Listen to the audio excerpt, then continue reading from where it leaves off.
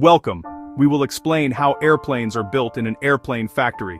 We are going to take a tour from the very beginning when a plane is just a pile of parts, all the way to its very first flight.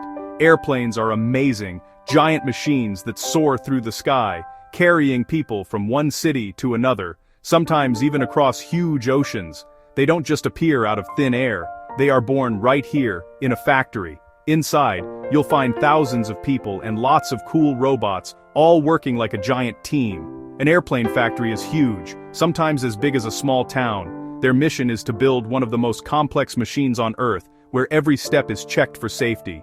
We'll see how simple materials become a magnificent flying machine, science and engineering in action. We will look at each major part, the body, or fuselage, the wings that give lift, and the powerful engines. We'll slow down for the super important parts, so you can really understand how it all works. By the end, you'll know the basic story: metal, machines, and a whole lot of smart people working together. So, let's begin our factory-to-flight adventure. I'll be your guide. Let's go.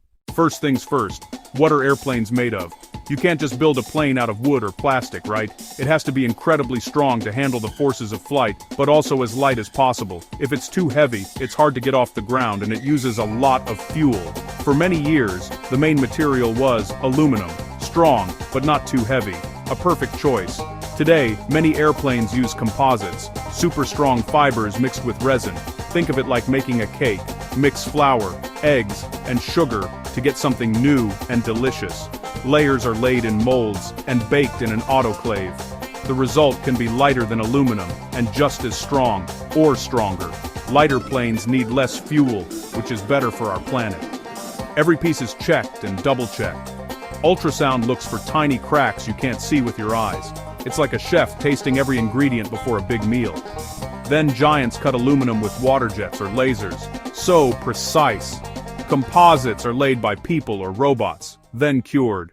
Now that we have our materials, it's time to build the main part, the fuselage, the big tube you sit in. It's where passengers, luggage, and the pilots all go. It must hold everything together and handle pressure changes high in the sky. Workers make giant circular frames, the airplane's ribs, then add long stringers front to back, creating a strong skeleton.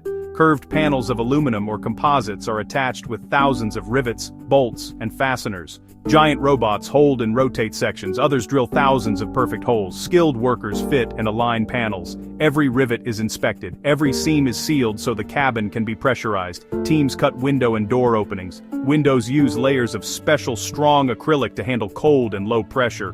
Doors are structural and easy to open in emergencies. Each door and window is installed and tested again and again to ensure perfect seals and safety. It's like building a house frame before adding the roof and walls. Building the fuselage is one of the first major steps in assembly.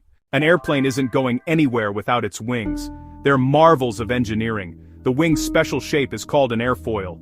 The top is curved, the bottom flatter. Faster air on top lowers pressure. Higher pressure below pushes up, lift. Wings start with a skeleton, long spars, the backbone, and ribs that create the airfoil curve.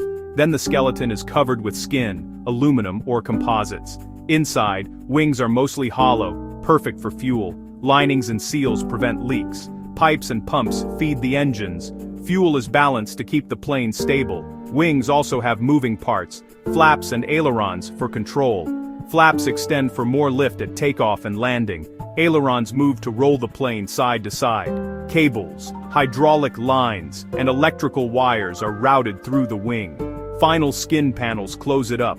Every actuator is tested for smooth, correct movement. The framework must support the airplane and handle turbulence. Now, the wings are ready to join the body.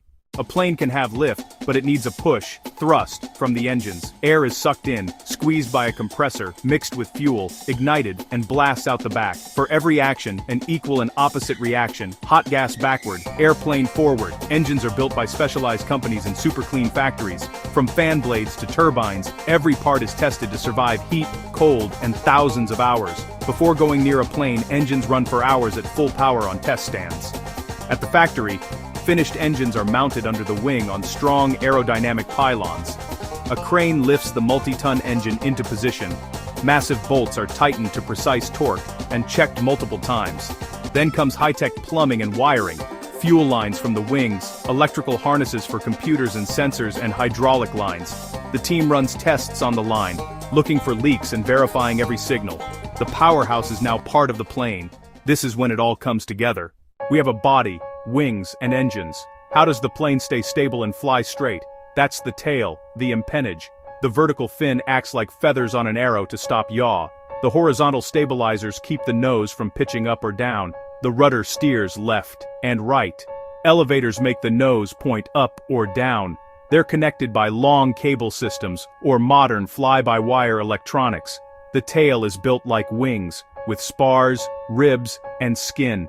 For coming back to Earth, you need landing gear.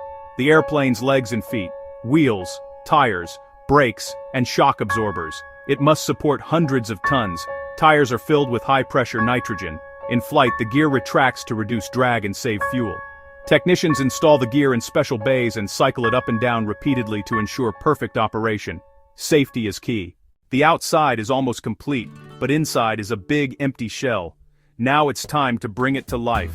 First comes wiring, hundreds of miles of cables, the plane's nervous system, powering lights, computers, and galleys. Wires also carry signals from cockpit controls to moving parts on wings and tail. Next is plumbing, clean water to sinks and galleys, and wastewater from toilets. Big ducts for the environmental system keep air fresh and the cabin pressurized. Insulation, like a fluffy blanket, keeps things quiet and warm when it's freezing outside. Then wall panels, ceiling panels, and overhead bins snap into place. Galleys and lavatories arrive as pre-built modules and are lifted in. Rows of seats bolt to floor tracks, so layouts can change, with power for lights and screens. Up front, pilot seats, screens, buttons, and control sticks are connected. Every switch, light, and system is tested. The empty shell is now a fully equipped airplane cabin. Now we have big pieces. A complete fuselage, 2 giant wings, the tail, and the engines. It's time for final assembly. In a big factory, the fuselage rides a moving cradle between stations. At each station, a major part is added, called major join. Wings arrive first. A giant crane lifts workers aligned to the wing box, the super strong center, and massive bolts lock it in. Next, the tail, horizontal stabilizer, then vertical stabilizer. Landing gear is fully connected and tested. Engines mount to the pylons under the wings. Electricians and mechanics connect systems between sections, wing to fuselage wiring, fuel lines, and control systems from cockpit to tail. The airplane inches down the line, spending days at each station, becoming more complete. Workers follow digital blueprints on tablets and check off thousands of tasks. Quality inspectors follow behind, double-checking every connection, every bolt, every system. The assembly line is incredibly efficient and ensures each step is done in order and safety checked before moving on. With every part added, it finally looks like an airplane. The airplane is fully assembled, but it wears green or yellowish protective coatings. Time to give it a personality. Painting also protects against rain, ice, and sun, and even reduces drag. The plane is washed and sanded, windows, antennas, and engines are masked so they don't get paint. Robots and painters spray thin, even layers, primer, base color, then the airline's special colors and logos. Paint adds weight so they use as little as possible. Dry and dazzling, the plane rolls into the sunlight.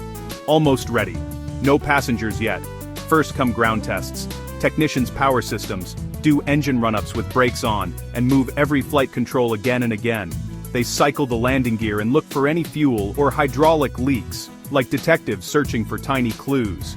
If all is good, a crew of test pilots and engineers takes it to the sky, trying different speeds and altitudes, steep turns, checking autopilot and cabin pressurization. Onboard computers record thousands of data points for engineers. After successful flights, the airplane is certified safe and ready. Its journey, from a pile of parts to a flying machine, is complete. Thank you for taking this tour.